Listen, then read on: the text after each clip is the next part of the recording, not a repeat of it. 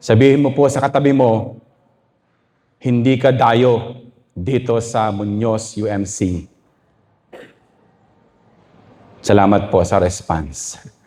Sabihin niyo po sa katabi niyo, kapatid, hindi ka dayo dito sa Muñoz UMC. Simbahan mo na rin ito. Yan. Tayo po yung manalangin. O Diyos na makapangyarihan sa lahat, hinihiling namin sa iyo, aming Ama sa langit, na sa pamamagitan ng Banal na Espiritu, aming Ama, mangusap ka ngayong araw nito, Lord. Your Epiphany Day, Panginoon. Hatayan mo, Lord, na ang mayaman mong mensahe ang siyang magpatuloy sa bawat sa amin na magpalago, magpalakas, Panginoon. At ganoon din, Lord, makapagbahagi kami ng lahat ng ito. Idinadalangin po namin ito sa pangalan ni Jesus. Amen. Pinagdiriwang po natin ang unang linggo ng kapahayagan o Epiphany. Ang pagpapakilala ni Jesus, especially do sa tatlong pantas sa binanggit sa aklat ng Mateo. Ang mga pantas o sa wikang Griego ay magoy, ay di mga Hudyo. They are from the east at sila po ay katulad mo at katulad ko na mga hentil. So binibigyan ko po ng ng diin yung word na Hudyo at saka hentil kasi mamaya mababalikan natin yan. And it is my prayer na mas maunawaan natin na kaya pala ganun ang naging istorya ng unang Pasko. Hindi rin po sila mga hari, sa madaling sabi, hindi sila kalahi ng mga Hudyo. Sa kanilang pagdating doon sa Sabsaban, doon sa Jerusalem, kung saan pinanganak ang ating Panginoong Jesucristo, kapansin-pansin na walang isa mang Hudyo na nandoon nung araw na yon.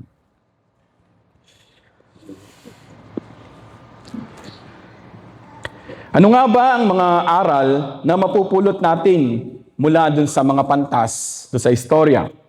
So una,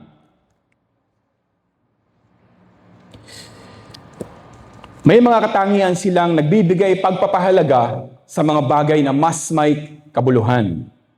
Tignan po natin Hindi madali ang iwanan ng mga bagay na nakasanayan na yung mga gawaing naging pamilyar na tayo. Mas lalong ayaw natin madalas na mahirapan tayo kung may mas madali at magaang paraan naman na po pwede. Ang mga pantas sa kwento ay naglakbay ng mahabang panahon. Sila ay buhat sa malayo at hindi mga taga Jerusalem. Inilagay nila ang kanilang buhay sa panganib, iniwan ang mga sariling bayan upang hanapin lamang ang isang sanggol na hindi naman nila kilala o hindi nila kalahi. And that's the twist of this story. Ang tanong is, ano ang nagbigay sa kanila ng ganong pag-asa? Bakit nung narinig nila yung hula na yon na ipapanganak ang Mesiyas at yung tala ang gagabay sa kanila, yung ilaw na binibigay nun, doon nila masusumpungan yung inihulang Mesiyas na ito. Iisa po ang tugon, kung ano yung nagtulak sa kanila para hanapin yon. Nagkaroon po sila ng pananampalataya. Amen po ba? And this is the message of the baby in the manger. Na lahat ng nakatagpo sa kanya, lahat ng nakasilay sa kanya, ay magkaroon ng katulad na pagnanasa at pananampalataya ng tatlong pantas doon sa istorya. Pangalawa po, yung mga pantas sa istorya ay makakakitaan natin ng pagpapakumbaba at pagpaparaya.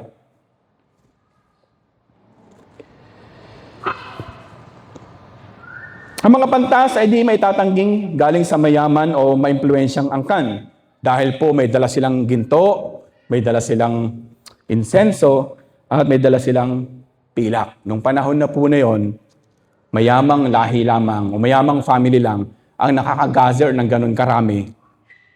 At ito po'y dala-dala nila from where they came from. Naglakbay sila. At alam natin na malayo yon at dumaan sila ng sakripisyo at hirap. Subalit, niloob ng kanilang puso na hindi sila hihinto hanggat hindi natutupad yung hula at mismong sila ay makita nila. So meron po silang pagpapakumbaba at pagpaparaya.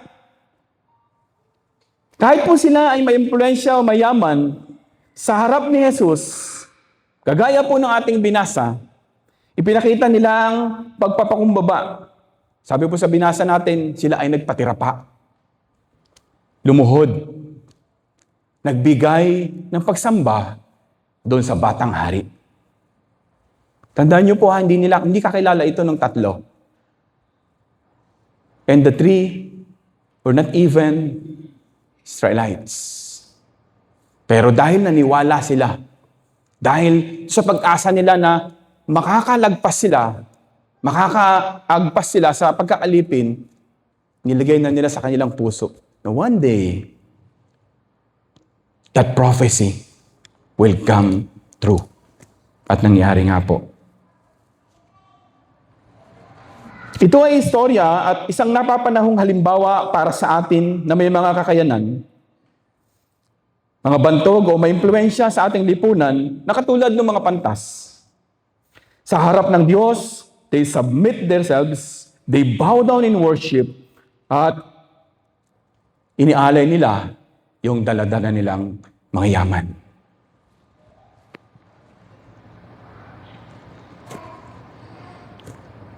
Pangatlo po, makikita natin na dahil do sa kanilang ginawang sakripisyo at pagpapagal, nagkaroon o nagsilbing tulay ito para yung mga walang pananampalataya, walang kaligtasan, ay magkaroon.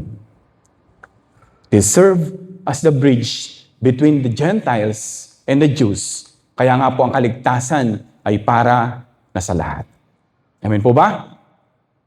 So ito yung ito isang mahalagang story na binabalik-balikan natin mula nung mababata pa tayo, naririnig na natin yung story nito. But I hope today, mas maging malalim ang magiging pangunawa natin patungkol sa istoryang ito. Sa panahong ito, marami ang nagiging dahilan ng dibisyon ng pagkakampi-kampi at ang mariin nating pagtutol kapag ang sitwasyon ay nagdidikta sa ating iwanan ang ating comfort zone. Magsisimula tayong gumawa ng mga pader. Unti-unti nating itinatayo ito sa pagitan ng ating mga mahal sa buhay, ng ating mga kapatid, ng ating mga kilala, ng ating mga kaibigan, ng mga kapatid natin sa iglesia. Lahat ng mga pader na ito ay gawa natin. Tayo na ayaw magpasakop sa Diyos, tayo na ayaw tanggapin ang katwiran, at dahil tayo ang gumawa at nagtayo ng mga ito, hindi po ba dapat, mga kapatid, tayo din ang siyang mismong magwasak o magbuwal nito? Amen po ba?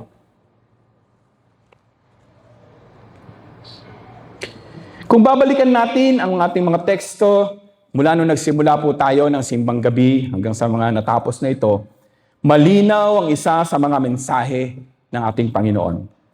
Maliban kay Jose at kay Maria, lahat ng nakipagdiwang at naging saksi sa pagsilang ng Mesiyas ay mga estranghero, mga dayuhan.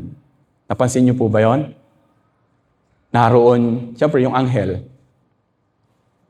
Nandun yung mga pastol. Nandun yung tatlo. They were not Israelites. Hindi sila Hudyo. They do not even recognize na may karapatan sila doon sa pangako sa mga Israelita na kaligtasan na dala ng Mesiyas na isisilang. The irony of the message is that sa kanila ipinangako yung kaligtasan, pero tingnan nyo po, wala kahit isa sa kanila na naging saksi noong naroon na sa sabsaban ang batang si Jesus. Napansin niyo po ba yan? Kaya mapalad po tayo, Tayo ng mga hindi Hudyo, tayo ng mga tinaguring hintil, tayo na mga walang karapatan sa kaligtasang ito nang dahil sa nangyaring yon, 2,000 taon na nakakaraan, mga kapatid, nagsilbi itong tulay upang dumalo yung masaganang pag-ibig at pagpapala ng ating Diyos, kaya ikaw ay may sinasabi na ngayon na kaligtasan. Amen po ba? Kaya ka nagkaroon ng salvation is because somebody during that time nagsakripisyo, naglakad, sumamba, ipinakita nila, nagpakumbaba sila para sila din ay maging karapat-dapat doon sa kaligtasang dala ng Mesiyas. Ang mga pantas na ito ay nagre-represent ng iba't ibang lahi sa mundo. Puti, itim at kayumanggi. Lahat sila na nagpunta sa sanggol sa Jerusalem ay naranasan ang luwalhati ng Diyos at ang kaligtasang dumating sa bawat isa sa kanila. Ngayon, ay di na lamang para sa mga Hudyo ang kaligtasan. Palakpakan po natin ang ating Panginoon. The very reason why we come together in worship, in serving the King of Kings, is because yung nangyari na yon ay naranasan natin. Yung batang si Jesus na sinamba ng mga pantas, ay nakarating sa atin yung balitang yon. Nanahan sa atin, nagkatawang tao, at nakipamuhay sa bawat isa sa atin. Kaya po nakilala natin ang ating Panginoon. Ang yaman, ang lahi, reliyon, kasarian, lengguwahe ang mga naging dahilan ng mga pagkakabahabahagi sa loob ng iglesia man kapag mayroong old members at may mga bagong members. Minsan, we put that dividing walls. Tayo-tayo na lang muna kasi bago pa sila. Ay siguro hindi para sa kanila yan. Kasi bago pa sila.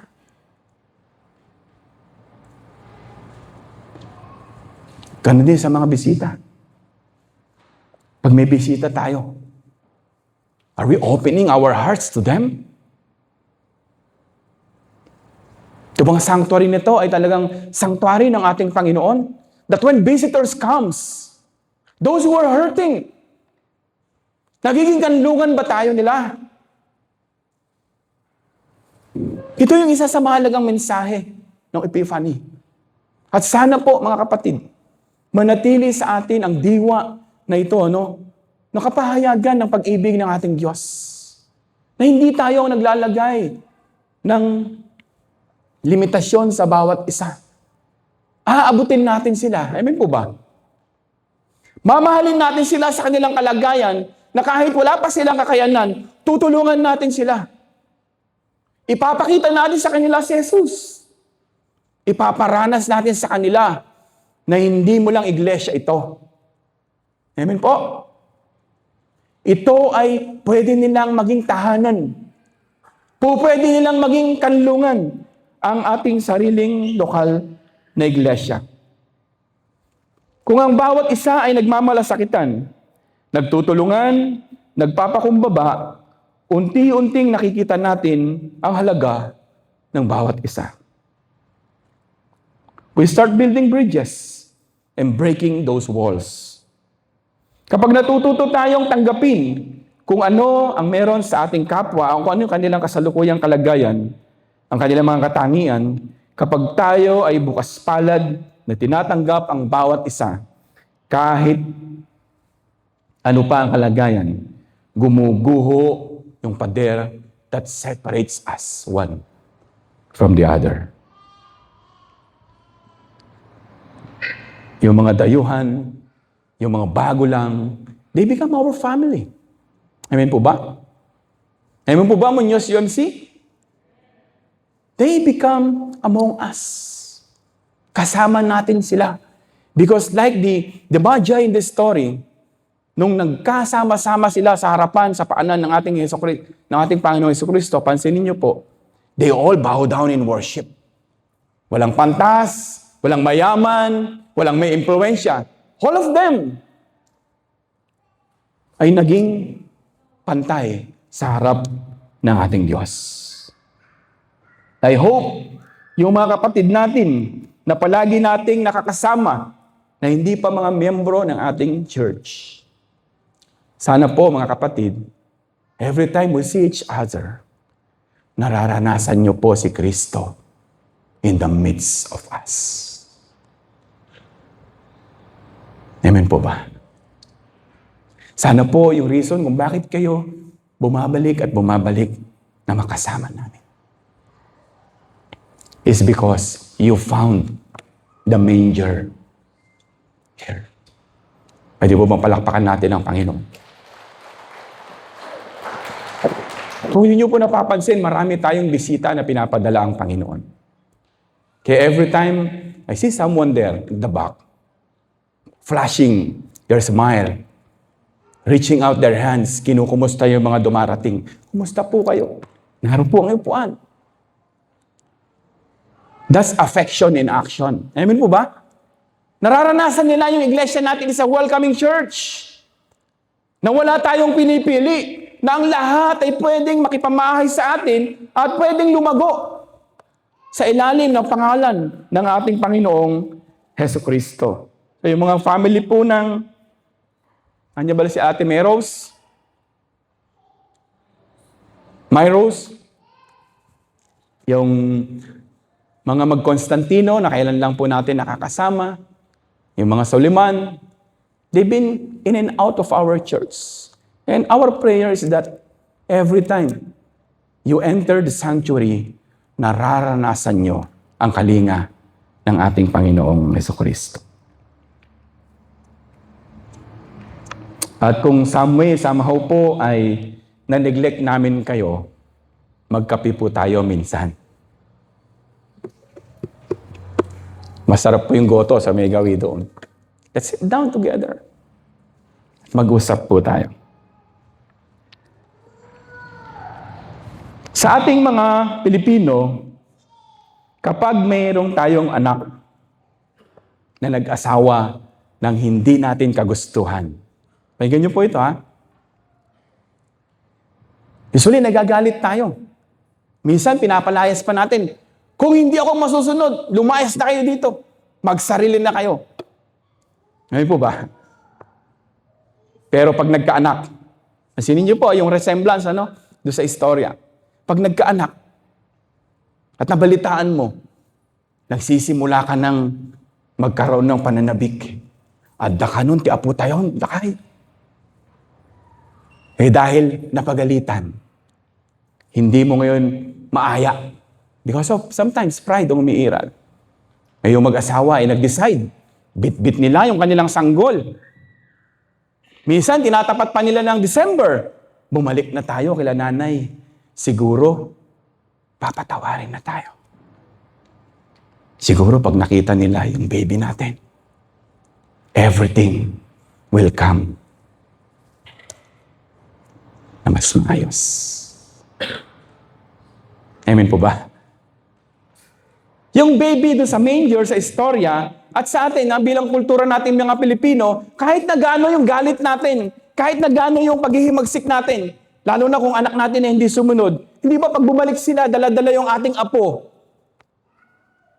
kakatok sa pintuan mo, magmamano, anong gagawin mo? Mamamahay pa rin ba yung galit at pagkainis mo? I don't think so. Amen po ba?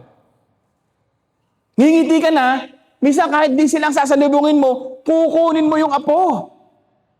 Kikilikin mo to, you will put his or her dito sa yung breast.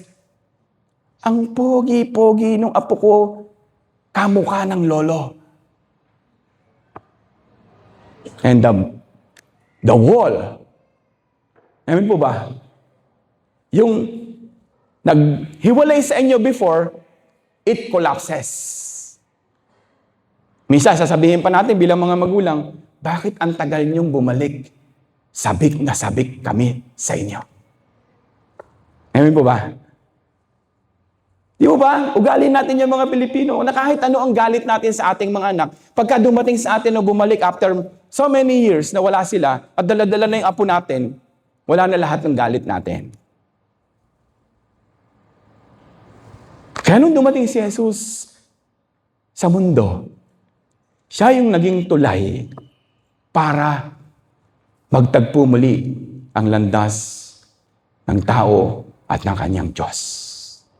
Ibinalik yung sirang relasyon. Namin po ba? Nagpapatuloy tayong manalig, manampalataya. Dahil katulad ng pantas sa istorya, ang pag-asa natin sa pagbalik ng ating Panginoon na nangako sa atin ng buhay na walang hanggan, ay ipagkakaloob niya sa atin ito. At mananahan tayo sa kanyang piling magpakailanman.